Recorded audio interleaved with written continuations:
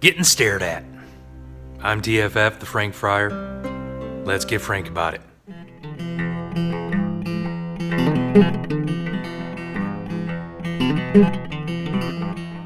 Hello, Carmels. Hope you all are doing well out there. If you haven't yet subscribed, please make sure to click that subscribe button and also push that little bell icon right next to it. When you click that little bell icon, it lets you receive notifications every time I put up something new so you won't miss anything on my channel. Also, I would invite you now to leave a comment down below with the hashtag Carmelo. That way, when you use the hashtag, it pops out at me and I know to engage it. And sort of the theme of this video today, if you want to leave a comment in relationship to maybe awkward situations that you've had in public, or maybe situations of dealing with somebody with a disability, maybe we can share our experiences together and get a good conversation going. Thanks again. So my video last week, I made sort of a plea for prayer. I got some things going on. For those that are new to my channel, I am an amputee. Over 3 years ago now, I had half of my left foot amputated because of incidences in West Africa when I was in the Peace Corps and etc. And there's a video early on in the history of my channel dealing with that amputation. And I apologize for the noise, but I'm in New York City. There's always something going in on the street, so not much I can do about that. But in 3.5 years, I really haven't had many problems. I've gotten little blisters here and there, but they've always healed. But recently, something didn't heal. And things have gotten a little bit worse, no infection yet, thanks be to God, and et cetera, and after working with my doctors and et cetera, I found out that some bone shifted in my foot, and as tight as my tendons are, it's causing a pressure point, and et cetera. So I have a surgery coming up, and I won't be able to walk on my foot for about a month, so that ulcer can heal, and that surgical site can heal, and et cetera. So that's one of the reasons I need prayer, just for well-being and et cetera during that time. So, but until the surgery, I'm wearing a big boot. Well, there she is in all of her beauty. Nice, big. Unfortunately, they didn't have brown to go with the habit. They only had black, so I take what I can get. And there you go. So that big boot you see is quite large. I don't know if the camera gives it credit and etc., but it's really quite a big thing because I'm quite a big guy, 6'5", 300 pounds, kind of a giant of caramel. And when I was coming back with that boot one day on the subway system here in New York City, I had to sit across the way from elderly lady and mother, and to say that they were staring would have been an understatement. There was some pointing, a little bit of gawking, and to say I was a little bit embarrassed and etc. was, yeah, I'll say that. And it was just, I was so, as I was reflecting on that experience of sort of being gawked at, for lack of a better word, I was just struck, and this is what I want to present to you all today.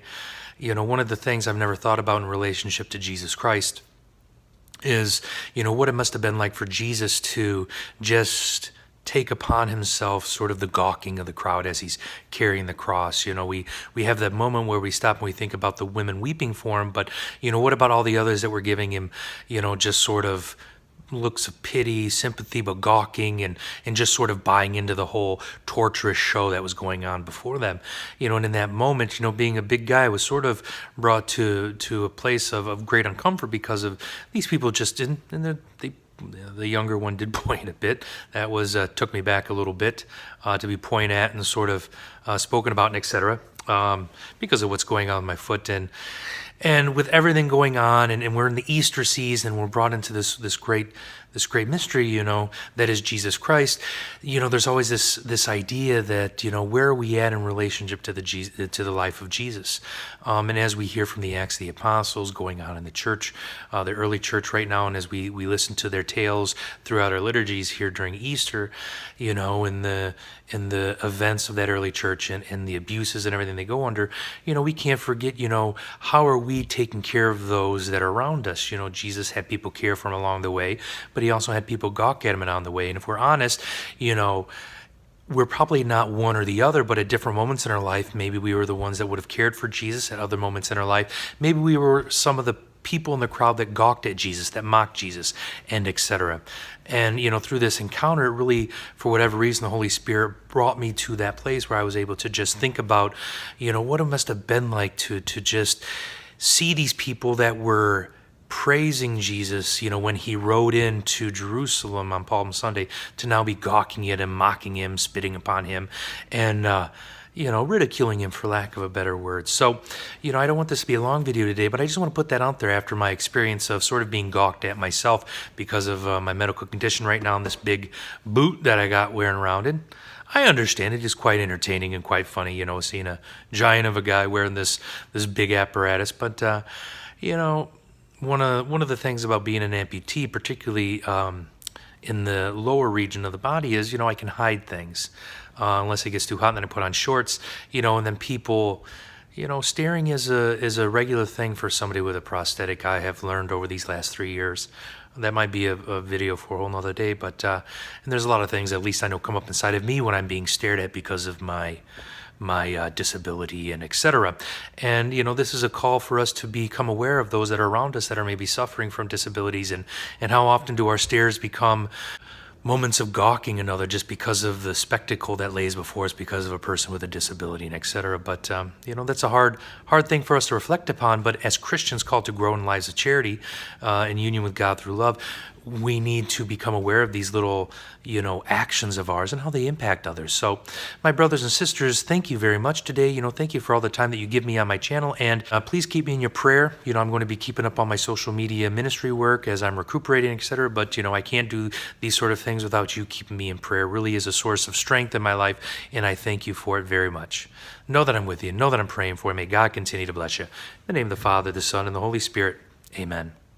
Thank you again, my brothers and sisters, for your time. If you haven't yet, please make sure to click that subscribe button. And when you do that, click that little bell icon next to it. When you click that little bell icon, it lets you receive notifications of whenever I put up something new. It's a thing that they're doing here on YouTube. I just use the system and etc. And I invite you to, if you want to leave a comment for me, please use the hashtag Carmelo. And when you use that, it really pops out at me, and it helps me to search through things so I don't miss over somebody, and etc. And I invite you to maybe leave a comment about your experience with people with disabilities down below, or if you're a disabled person like myself, what has this been like for you? Maybe we can get a good conversation going, or if you have something you want me to lift up in prayer during my own time of recovery, please leave that sort of comment down below too. Anytime you spend with my video content or any of my social media content, I'm very appreciative for. So thank you for every second that you offer up in engaging with what I'm trying to do here on this channel. Thanks again, my brothers and sisters. Know that I'm praying for you.